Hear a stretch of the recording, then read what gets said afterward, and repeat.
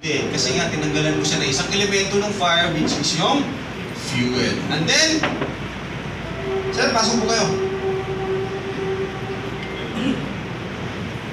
Next is the inhibition of chemical chain reaction. Ito na yung sinasabi ko kanina. Okay? Para mapigilan to, ang ating chain chemical reaction, dito na pumapasok ang ating mga fire extinguishing agents. Okay? So may iba't iba po tayong klaseng fire extinguishing agents. I-discuss natin mamaya. Basa ba? Alright. So bago tayo proceed sa fire extinguisher, i-discuss din muna natin kung paano ba kumakalat yung apoy? Paano ba nagtatransfer yung heat? So meron tayong tinatawag na radiation. Okay? Halimbawa, ang fire natin andun sa likod. Yung init ba makakarating sa kinatatayuan ko? Makakarating. Because heat travels through space. Okay? Through radiation. Halimbawa, may katabi kayong building na susunog, at least pa ang building na to sa fire din. Yes. Yes, because nagtatravel yung heat through what? Through radiation. Okay? Kaya ito madalas kami nababasa sa social media, sinasabi mo, bobo din bumbero. Kasi, bakit sir, binubuhusan nyo ng tubig yung katabi, yung nasusunog, hindi nyo binubuhusan? Bakit? Anong rason nun? Para kumalat. Para Yes, kumalat. because heat travels through radiation. Wala na tayong magagawa sa sunog na. Okay? Ang ating goal dyan is to lessen the damage. Okay? I-lessen natin na may madamay pang iba. Kasi wala natin, kahit buhusan namin yung tubig yan, may pabalik pa ba namin yung sunog na ng mga bagay? Hindi na. Okay? So, isa sa mga priority sa fire operation namin is yung mga exposure. Yung tinatawag natin ito yung mga katabing kung pwede pang masunog. Isa yun sa mga priority natin is-save. Okay? We only save savable properties. Pag hindi natin masave yung property nila, hindi wala na tayong magagawa. Alright? Heat travels through radiation. Next, conduction. Now, conduction naman is the transfer of heat through direct contact. Ay, ngayon, halimbawa, isang halimbawa nito is habang nagluluto tayo, nilagay mo yung sa sandok. Nilagay mo dun sa kaldero. Bakit umiinit yung hinahawakan mo, hindi naman sa direct contact dun sa heat? Bakit? Because heat travels through conduction. Meron siyang medium, meron siyang bagay na doon dumadaan yung init papunta dun sa kabila. O papunta dun sa hinahawakan mo. Let's say for example, halimbawa ang isang bahay, yung kanyang mga trusses is metal. And metal is a good conductor of heat. Posible bang masunog ang kabila na room? Posible bang masunog yung taas? Kahit ang sa baba lang yung sunog? Okay? Posible because pwede mag-travel yung heat through conduction. Ito yung kadalasang problema na nakita namin during fire drills. Okay? Hindi ito nawawala. Nahihirapan silang i-pull yung pin. Bakit? Pag na-press mo yung lever, hindi mo mapupull yung pin. Right? I-pull mo siya. I-pull mo lang siya. Sige, i-pull mo. Hilain mo. Hindi mo mapupull yung pin. Bakit nangyayari itong mga to? Siyempre, pag nakakita ka ng fire, kinakabahan ka. Alright? Bit-bit mo ang fire extinguisher, unconsciously, hindi mo alam na napipress mo pala yung lever. Okay? Kaya sinasabi namin dito kang hawak sa baba. Para madali nyo ma-pull yung pin. Makuha? Next, paano yung proper handle natin pag-squeeze ng lever? Using the base of your thumb. Saan yung base ng thumb natin? Dito. Dito nyo? Yan yung proper grip natin. And then, gano'n tayo kalayo sa apoy? Okay? At least 2 meters or 2 to 3 meters tayo from the fire. And then, isa sa mga i-consider natin yung direction ng apoy. Mamaya, papunta sa yung apoy, doon ka lang sa harap niya. Okay? Saan tayo pwesto? Doon sa opposite side. Okay? Saan yung tutok natin ng nozzle? The base of the fire.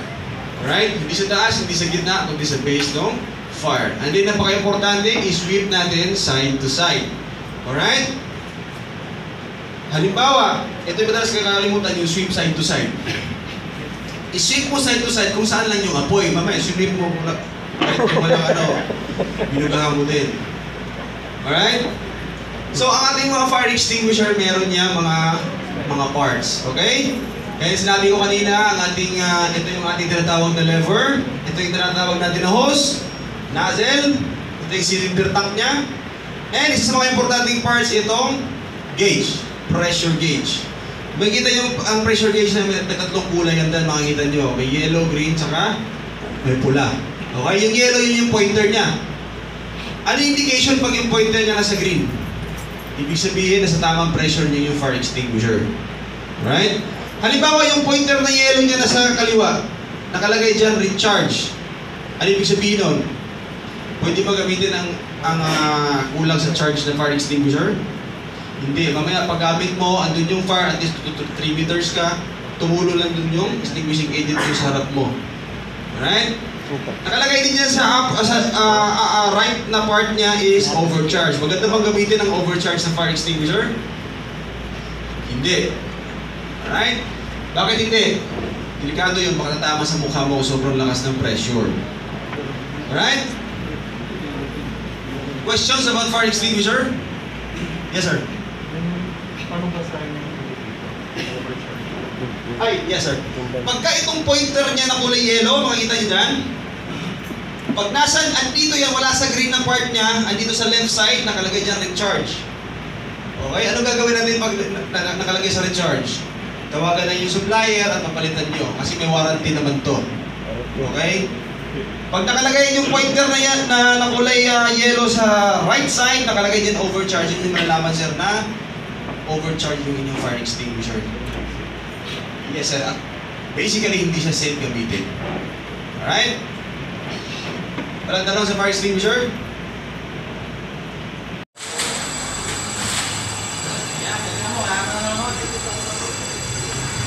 Wala naman sila. Yes.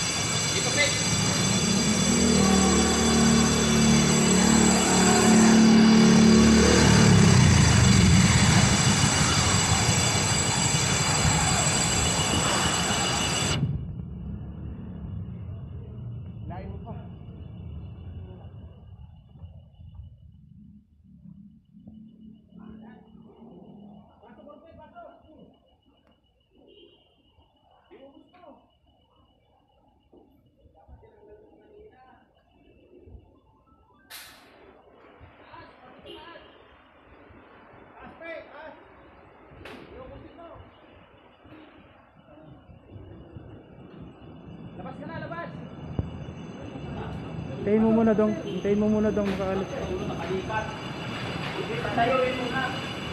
Pasok po sir, pasok na. Bilisan nyo kasi lalabas na yung usok.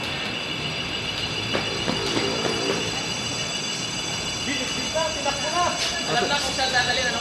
Pasok dong. Pasok po sir. Pasok dong.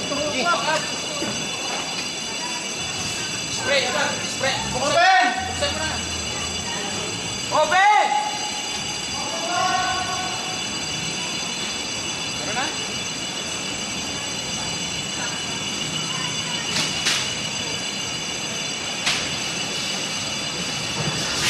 Spray.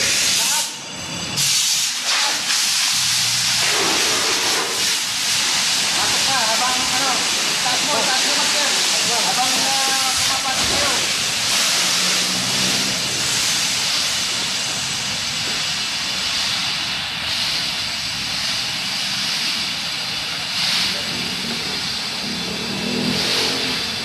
Tumulong na doon sa fire truck?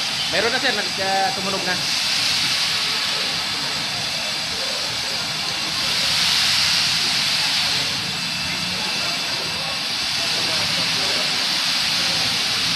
Ito pasok.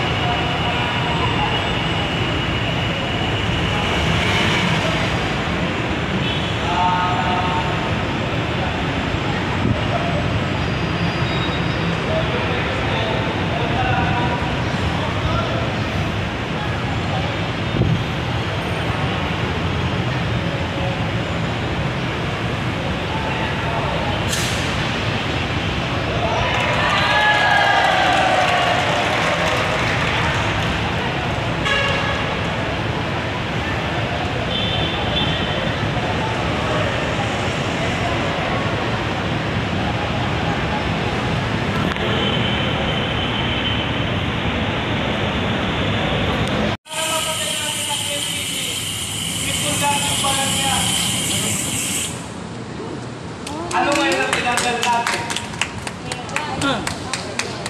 Fuel. Yung fuel niya. Diba? Yung fuel niya. Mahirap ba? Ha? Mahirap? Hindi. Ngayon dahil hindi. Saan yung sumagot ng hindi? O, sino? O, siya naman.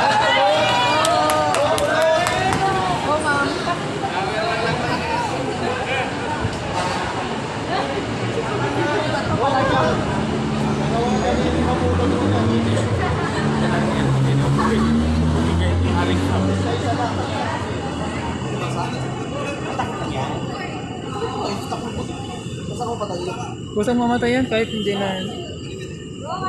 Paano pa natural pa?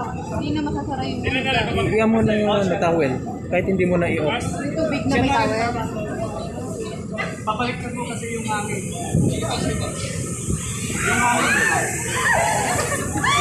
Oh, yes, yes. Kaya ba?